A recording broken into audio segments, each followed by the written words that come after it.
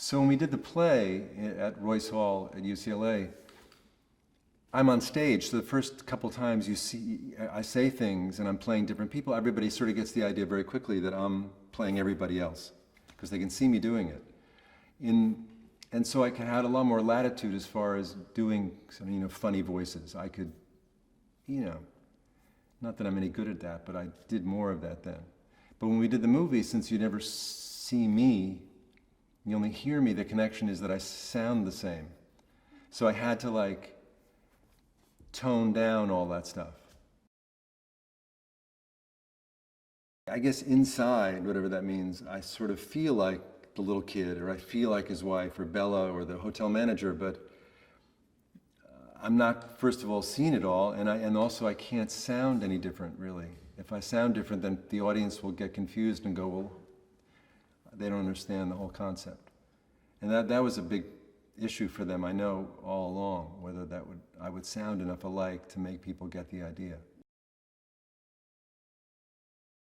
It's hard to say whether it's the puppets or the machinery that they used, or it's just Charlie coming through, but there's something about the characters being puppets that makes them very sort of pure.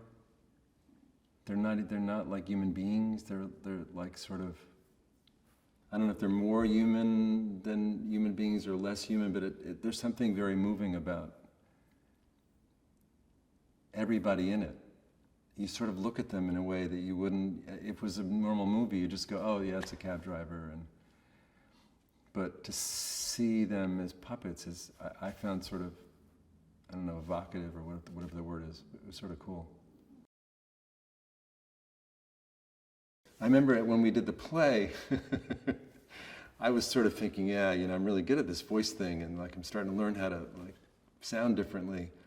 And I went to Charlie once and said, Charlie, why, of all the people in the world you could use, why would you pick me? I have such a monotonous voice, and I don't really ever sound any different. And he said, no, I knew you could do it. But the fact was, he picked me because I sound the same all the time.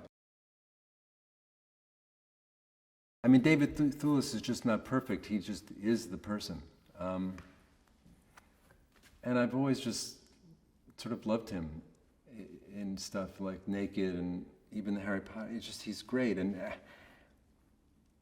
he makes me laugh a lot. I mean, sometimes we were doing scenes, it was hard not to, when he would start to get upset when I would yell at him and stuff, it was hard not to laugh, because I find him, there's something very sort of charming and sweet and real about him. It was really fun to watch her sort of tackle the whole thing. And it's part of her, but it's very different than anything I remember ever seeing her do. It's just fun to be around him because of how difficult this was to do and how unlikely, even 6 months ago, I was thinking, is this ever going to happen, really? And it just seemed so hard, and it's very touching to be around him and to see his excitement and sort of being overwhelmed by the success so far that's happened with it. I mean, that's not easy to handle, to go from, where he was to this thing, It's sort of like how you see your parents. I mean, they were just like a couple. I mean, they would start to direct me, and then they would run off and talk and come back, and one of them would tell me something, and it was sort of like one person. It wasn't really, oh God, this is Charlie talking. It was sort of very unified. And Charlie made a real effort to make sure that happened. I could feel that, They used the real perspective, so that, the hallways were apparently 6 or 8 or 10 feet long, and to look down, looking out the window, and then the dawn would come up and lights would change over time. I mean, they had to change the lighting a tiny bit, move the cloud. I mean, it's sort of hard to imagine how anybody could do that, and it just looks like a movie. It doesn't look like clunky animation where you sort of get used to things not being perfect, where this is sort of perfect. It's just, it came from such a, I don't know what the word is, modest beginning, and having very little money, and